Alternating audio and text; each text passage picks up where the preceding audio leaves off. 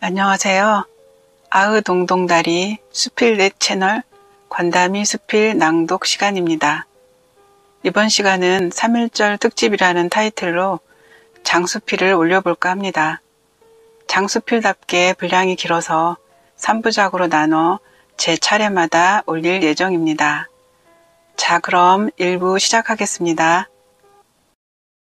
3.1절 특집 수필 통계통계 울끈불끈 조정래 아리랑 문학기행 1부 글, 목소리, 권담희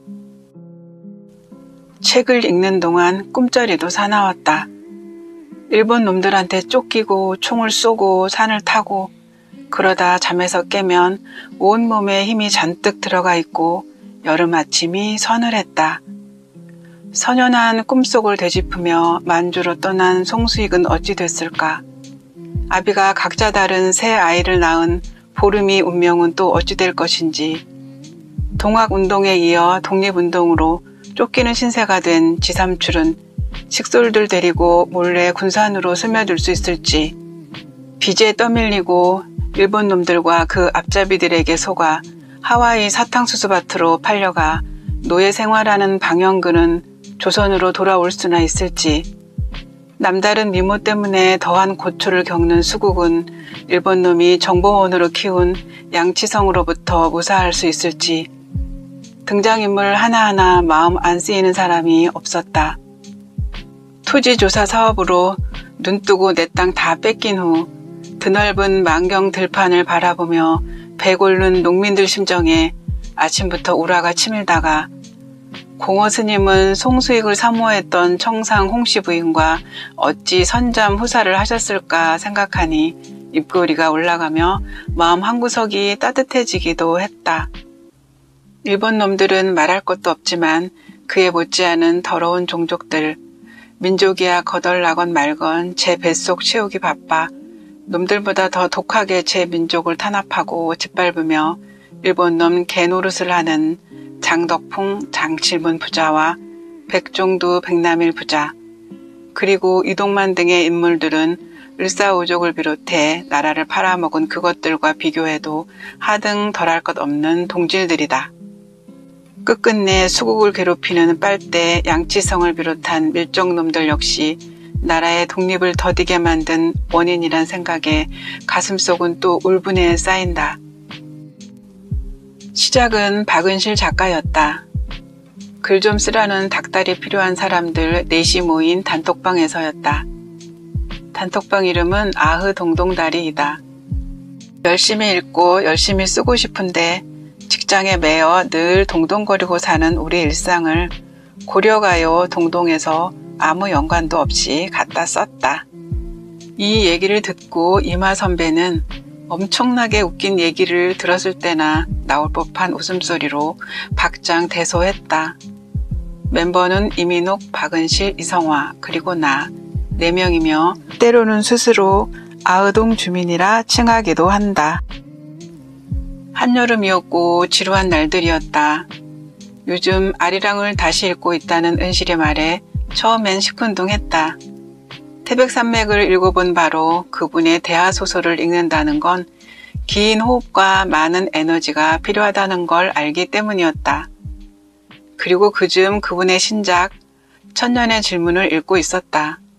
하도 책이 길다 하여 이번엔 3권짜리를 내셨다 한다. 빠르게 3권을 다 읽고 나니 달콤 쌉싸름한 짝사랑이 끝난 듯 마음이 허했다. 좀 더 긴 가상세계가 필요했다. 은실이 읽는다는 아리랑 고개를 넘어볼까 마음이 동했다. 개인적으로 일제강점기 얘기는 읽으나 마나 열불 터지는 일이 뻔해서 그다지 선호하지 않았지만 그 여름 일본의 경제보복으로 시민들의 자발적인 일본 불매운동이 벌어지고 있었다. 그동안 일본에 대해 막연하고 엷은 적대감이나 그것조차 의식 안 하고 살아온 시민들의 역사의식이 새롭게 고취되는 느낌이었다. 책이 도착하고 보니 10권도 아니고 12권짜리였다. 바라보고 있자니 여느 책처럼 설렘에 콩닥거리는 대신 묵직한 바위 하나가 가슴에 꽉 들어찼다. 저 12권 속에 얼마나 많은 눈물과 고통의 이야기가 얽히고 설키어 있을까. 숨을 깊게 들이마셨다. 곧이어 민옥이 아리랑 대열에 합류했고 성화까지 모두 올라탔다. 시작이 다르니 혹시 스포일러가 될까봐 내용을 아끼다가도 한 번씩 울분에 찬 성토를 했다. 그렇게나 먹을 게 없어 어찌 살았을까. 자작농이든 소작농이든 소출한 것 다 뺏기고 굶주리다 허망하게 죽어나가는 부분을 읽을 때는 밥 먹을 때마다 그 생각이 떠올라 음식 앞에 경건해지곤 했다. 은실은 너무 배고프게 살았던 그네들에게 미안해서 밥 한 숟갈 덜 먹는다고 했다. 먼저 책을 다 읽은 은실은 이렇게 말했다. 책을 읽고 나서 이런 생각도 들었어요. 총 맞아 죽고 굶어 죽고 얼어 죽고 그리다 죽고 수많은 죽음이 있는데 나는 과연 어떻게 죽어야 하나. 어차피 죽을 거라면 의롭게 죽어야 마땅하지 않나. 이런 생각이요. 성화는 그렇게 죽음으로 지킨 나라에서 잘 그리고 제대로 살아야겠다고 생각했단다. 민옥은 그 시대에 살았다면 누구처럼 살았을까 생각해 봤으나 의병은 못 되었을 것 같다고 했다. 온갖 핍박과 고문이 살떨리게 무섭다고 성화가 말했다. 그도 그럴 것이 산채로 사람을 나무에 묶어놓고 얼굴 가죽을 벗겨내는 장면을 읽을 때는 한 줄 읽고 눈을 감았다가 한 줄 읽고 치를 떨며 책을 덮었다. 다 읽어내기가 감정적으로 너무나 고역이었다. 겪은 사람도 있고 글을 쓴 사람도 있는데 읽는 것도 못하느냐 자책하며 겨우겨우 읽었다. 나는 과연 의병으로 독립군으로 살았을까 생각해보니 욱해서 나서놓고 계속 후회할 것 같았다. 책 속에서 누군가 말했던 것처럼 그때 조선의 인구보다 쳐들어온 일본 놈들 수가 훨씬 적으니 각자 한 놈씩 죽이고 죽는다면 나라를 그렇게 허망하게 뺏기지는 않았을 텐데 이런 단순한 생각도 해가면서 톡방은 여름 내내 불끈불끈 달아올랐다. 읽어도 겨우 1년 지나 있고 손가락으로 꼽을 수도 없이 아직 해방이 멀었다는 계산이 들면 암울했다. 해방이 된다 해도 곧 이어질 또 다른 비극을 알기에 해방된들 뭐하겠나 싶다가 그래도 소설 속 사람들이 해방을 맞으며 잠깐이라도 기쁨을 만끽한다면 그간 책을 읽느라 애달고 힘들었던 내게도 쉼이 될 거로 생각했다. 9월 15일 드디어 12권 마지막 책장을 덮었다.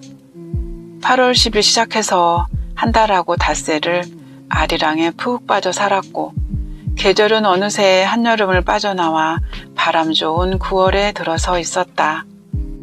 사납고 거친 시대를 민초로 산다는 것은 무엇인지, 지배층과 피지배층의 관계는 무엇인지 한 줄 한 줄, 한 장 한 장 많은 의문에 밑줄을 그었다. 촘촘하고 예리한 서사 구조와 그 시대의 다양한 비극을 빼놓지 않고 에피소드로 다루며 방대한 인물들의 지난한 삶을 엮어낸 작가의 위대함에 무한한 존경심이 저절로 생겼다. 아리랑의 배경이 되는 일제강점기와 작가가 이 책을 썼던 90년대와 내가 책을 읽는 2019년 여름과 과연 무엇이 달라졌나 생각했다. 물론 식민지 시대는 끝났지만 그건 겉모습일 뿐 여전히 청산하지 못한 친일파들의 득세 속에서 알게 모르게 우리는 경제적 식민지 속에 사는 것인지도 모른다.